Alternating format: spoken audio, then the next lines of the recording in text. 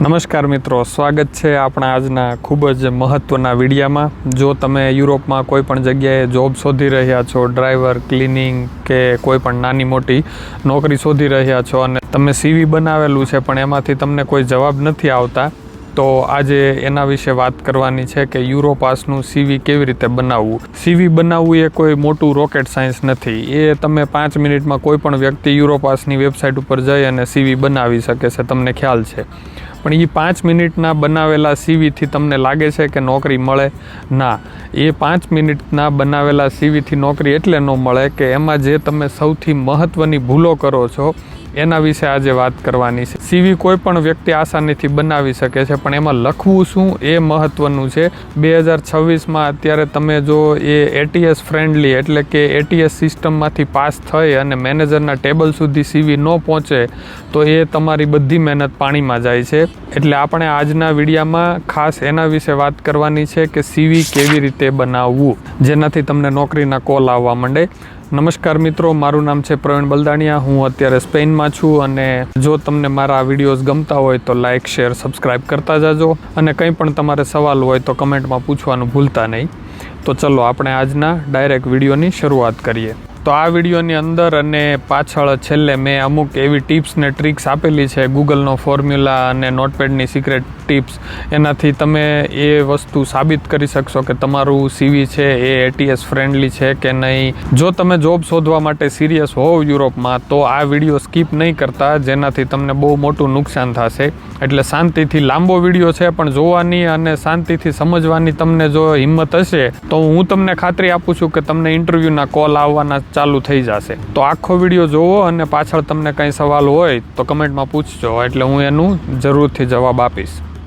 ઉદાહરણ લઈએ કે આપણે ગુજરાતના કોઈ સુરેશભાઈ છે, બરાબર. એ ત્યાં એમેઝોન ફ્લેક્સમાં કે એમાં 2 વર્ષથી ડિલિવરીમાં કામ કરે છે. હવે એમને અહીંયા યુરોપમાં ક્યાંક જોબ શોધવી છે વેરહાઉસમાં ને એમાં, તો એ શું કરશે કે એનું CV બનાવશે મસ્ત ડિઝાઇનવાળું, એકદમ ફર્સ્ટ ક્લાસ. પછી એ CVમાં એ કમ્પ્લીટ એનું એડ્રેસ ને ધર્મ ને જાતિ ને બધું લખીને પછી એ ઘરનું ફૂલ એડ્રેસ લખશે, જાતિ, ધર્મ અને લગ્ન થઈ ગયેલા છે કે નહીં, જન્મ તારીખ ને એ બધી વસ્તુ લખી નાખશે અને લખી નાખશે કે હું હાર્ડ વર્કિંગ છું ને બહુ ડેડિકેટેડ છું ને, બરાબર. તો શું તમને લાગે છે કે આ CV 100 જગ્યાએ મોકલે તો એ ક્યાંય કામ આવશે? નહીં. એ ATS જે સિસ્ટમ છે એ CVને તરત જ રિજેક્ટ કરી નાખશે અને કચરાપેટીના ડબ્બામાં ફેંકી દેશે, જેનાથી એ કોઈ પણ માણસના હાથ સુધી એ CV પહોંચશે જ નહીં. તો એ વસ્તુ કેવી રીતે ફિક્સ કરવી આજે એની વાત કરવાની છે. હવે આ 2026 ચાલે છે, જમાનો બદલાઈ રહ્યો છે, આ બધું રોબોટિક સિસ્ટમ આવી રહી છે, AI આવી ગયા છે. એટલે તમારા CV કોઈ પણ માણસના હાથમાં જાય એ પહેલાં હું તમને એક આંકડો આપું કે ગૂગલ ને એમેઝોન જેવી કંપનીમાં દર વર્ષે 30 લાખથી વધારે CV આવે અને એમાંથી 0.02% લોકો ખાલી સિલેક્ટ થતા હોય છે. તો શું તમને લાગે કે આ 30 લાખ લોકોના રિઝ્યુમ જોવાનો એની પાસે ટાઈમ હોય કોઈ પાસે? એટલે આ બધી અત્યારે સ્માર્ટ ટેકનોલોજી આવી ગઈ છે, આપણે એને પાસ કરી અને આગળ જવાનું છે.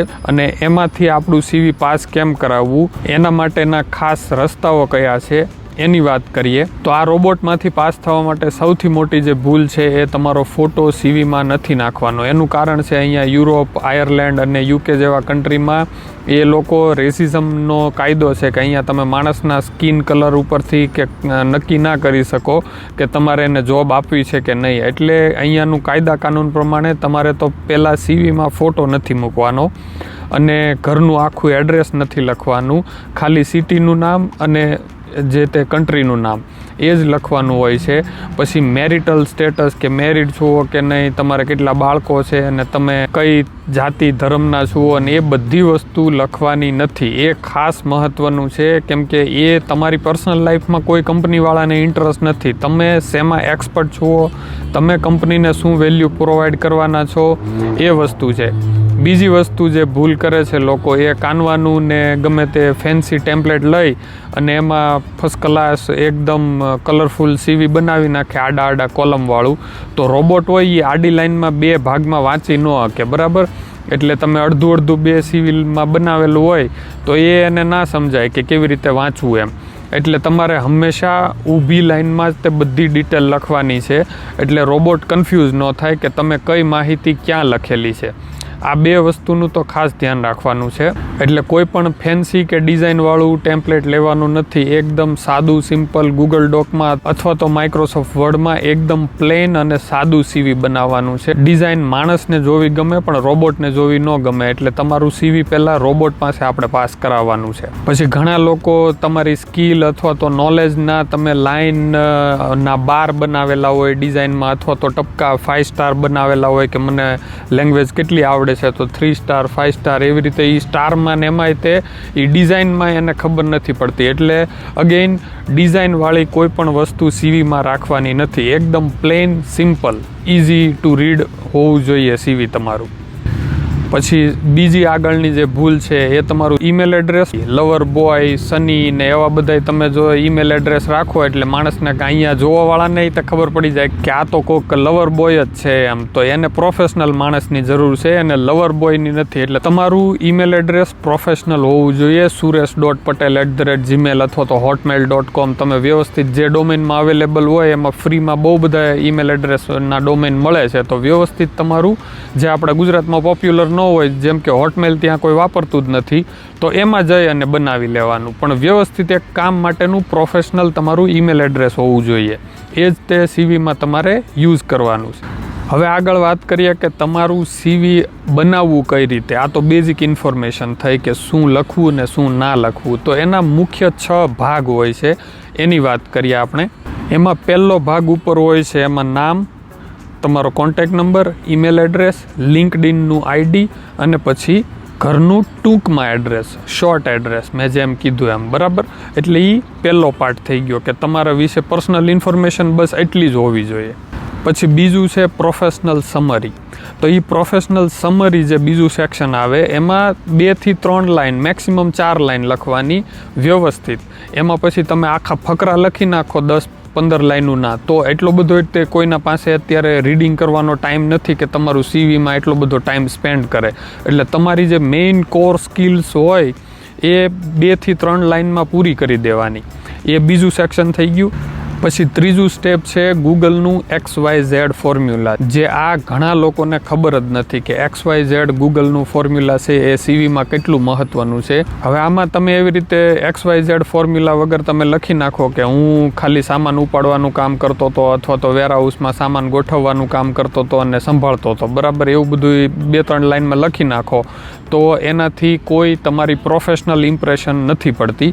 એના માટે ગૂગલની XYZ ફોર્મ્યુલાનો ઉપયોગ કરવાનો. એ કેવી રીતે કરવાનો? એ છે અકોમ્પ્લિશ્ડ, મેઝર બાય એન્ડ ડુઈંગ. એટલે કે મેં આ કામ પૂરું કર્યું, એમાં કેટલા ટકાનો વધારો કર્યો અને કેવી રીતે પૂરું કર્યું એ કમ્પ્લીટ લખો.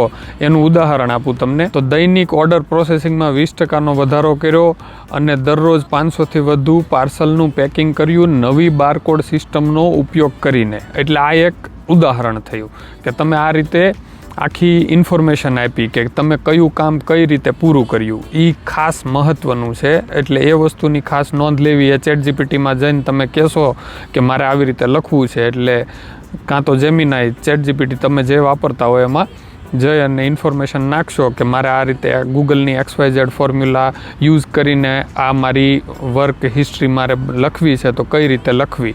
એટલે તમને એના 2-3 ઓપ્શન આવી જાય, એમાંથી તમને સારું લાગે તમે યુઝ કરી શકો. પછી ચોથું સ્ટેપ છે તમારું એજ્યુકેશન. તો પહેલાં તમારી પાસે 2-3 વર્ષનો કામનો એક્સપિરિયન્સ હોય તો હંમેશા એ જ લખવાનો. છેલ્લે જે કંપનીમાં કામ કરતા હોય એ સૌથી ઉપર આવે અને એની પહેલાં કામ કરતા હોય એ એની નીચે આવે.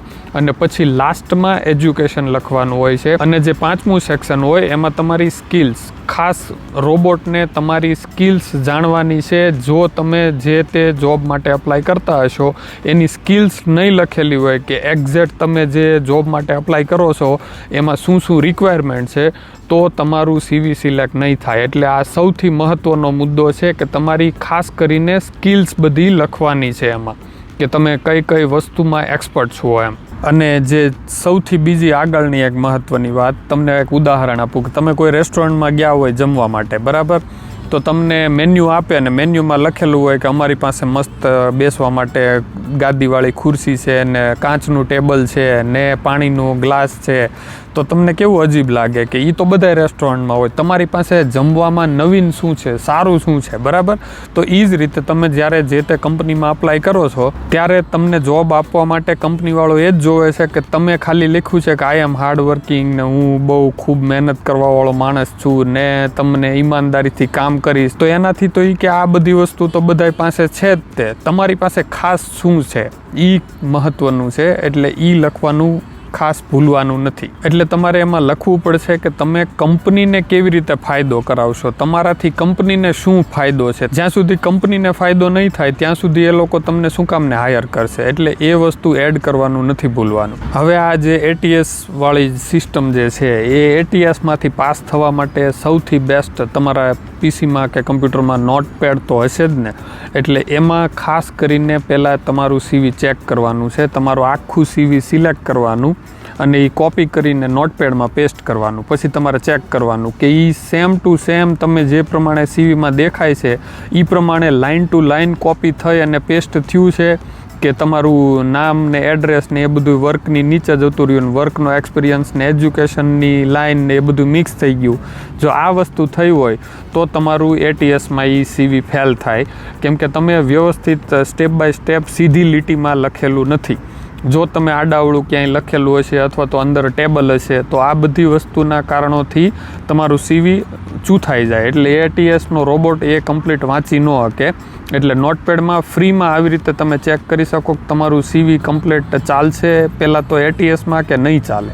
પછી બીજું છે ફ્રીમાં વેબસાઇટ છે બહુ બધી, ગૂગલમાં ફ્રી ATS રિઝ્યુમ ચેકર લખો એટલે આવી જશે. પણ મેં એક ખાસ વેબસાઇટ જોઈ છે, એનું કોઈ પ્રમોશન નથી, પણ નીચે મેં શું કહેવાય તમને લિંક આપું છું ડિસ્ક્રિપ્શનમાં, એ ખોલીને પછી એમાંથી ચેક કરી શકો છો. પણ હજી આગળ વિડીયો કમ્પ્લીટ જુઓ તમે પહેલાં, હજુ ઘણું કહેવાનું બાકી છે. પછી બીજી એક મહત્ત્વની વાત કે તમે તમારું એક CV બનાવ્યું ને તમે એ એક આરે 200 કંપનીમાં 200 અલગ અલગ જોબમાં મોકલી દો તો એવી રીતે ક્યારેય સિલેક્ટ નહીં થાય. મારી પાસે પોતાના 5 CV આજની તારીખે છે. હું નવા એક્સપેરિમેન્ટ કરવા માટે, જોબની જરૂર નથી, કાંઈ નથી, તોય તે હું રાખું ખાલી અખતરા કરવા માટે કે ક્યારેક અપ્લાય કરતો રહો એટલે માર્કેટમાં આપણે વેલ્યુ ખબર પડે કે આપણને કોઈ રાખશે કે નહીં એમ. એટલે કારણ વગર તે હું 5 CV રાખું અલગ અલગ મારા અલગ અલગ કેટેગરીના, જેમ કે મારું ક્વોલિટી કંટ્રોલ ઇન્સ્પેક્ટરનું છે, ગ્રાફિક ડિઝાઇનરનું છે, પછી એક ટેકનિકલ એનાલિસિસનું છે, પછી એક ડાયગ્નોસ એન્જિનિયરનું છે. એટલે આવી રીતે હું 4-5 CV અલગ અલગ રાખું બધી જગ્યાએ અલગ અલગ જોબમાં અપ્લાય કરવા માટે. તો તમારા જે તે જોબને સુટેબલ તમારું CV હોવું જોઈએ. તમે વેઇટરને લગતી જોબ અપ્લાય કરતા હોય તો પછી એમાં તમે કાર્પેન્ટરનો એક્સપિરિયન્સ વાળું તમે CV નાખો તો એ કાંઈ મહત્વનું નથી. એટલે એનાથી તમારું CV કચરા પેટીમાં જ જશે. એટલે તમારે બધી જોબની કેટેગરી પહેલાં તો સિલેક્ટ કરવાની કે મારે આ 4 જોબમાં અપ્લાય કરવું છે અને એ 4 માટે તમારી પાસે CV હોવા જોઈએ.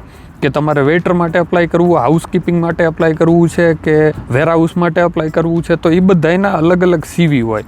એટલે એ બધામાં અલગ અલગ કીવર્ડ સેટ કરવાના. અંદર હંમેશા તમે આ જે નીચે વેબસાઇટ આપું છું એમાં જઈ અને તમે ચેક કરી શકો કે તમારું CV કેટલા % એમાં પાસ થાય એમ છે.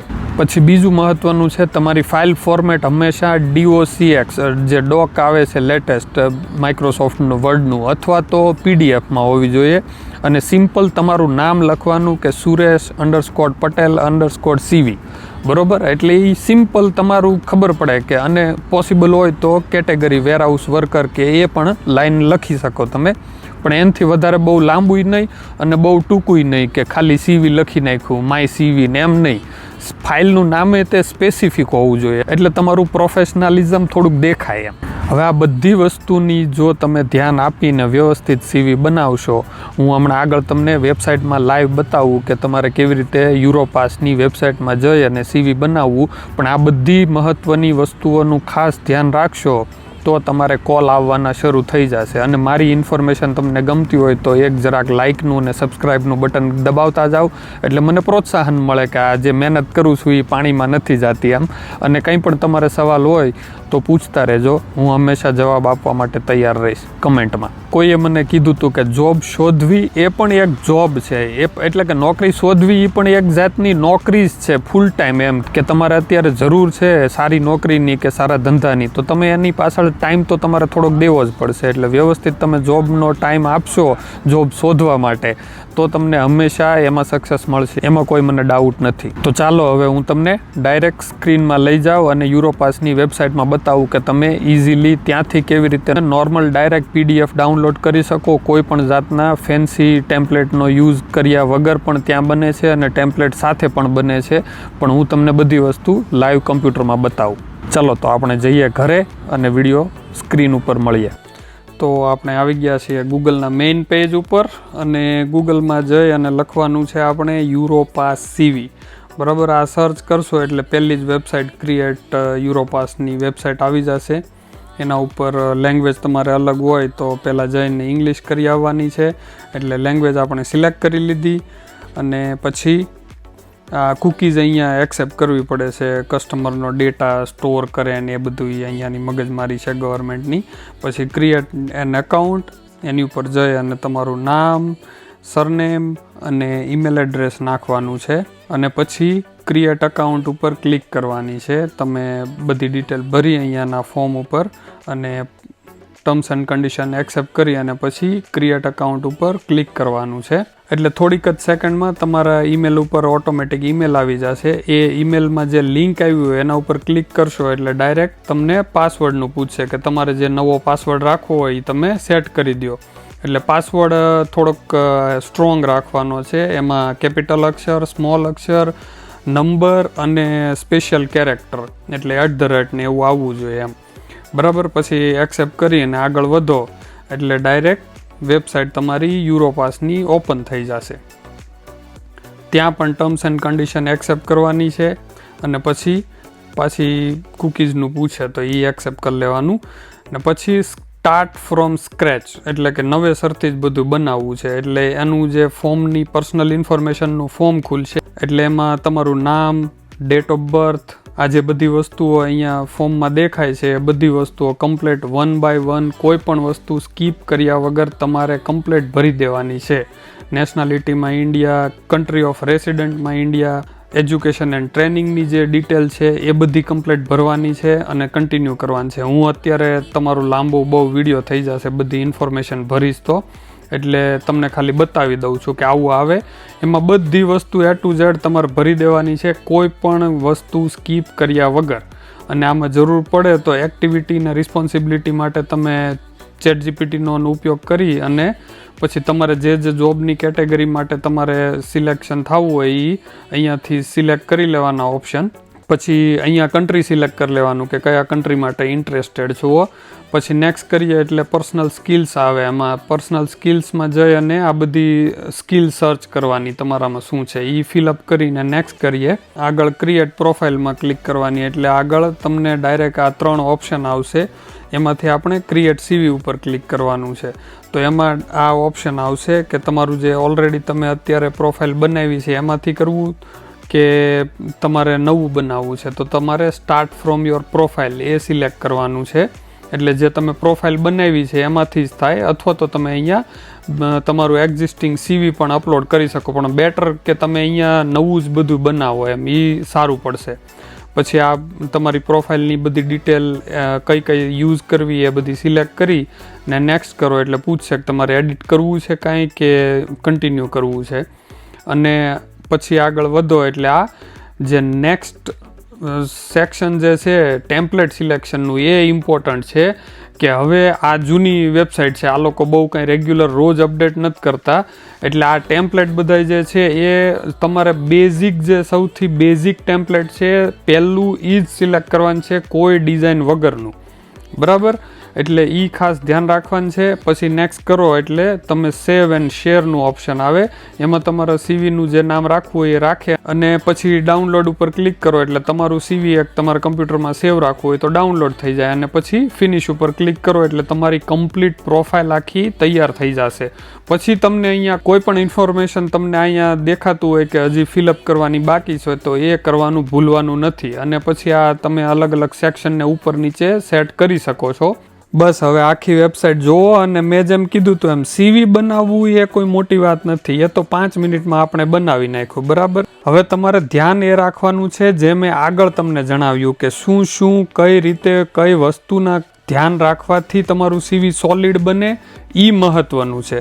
હવે યુરોપાસના વેબસાઇટની મદદથી તમારે આગળ જોબ કેવી રીતે શોધવી એ જો તમારે જાણવું હોય તો કમેન્ટમાં જણાવવાનું ભૂલતા નહીં, તો એના માટે પણ આપણે એક ફૂલ વિડીયો બનાવી નાખીએ.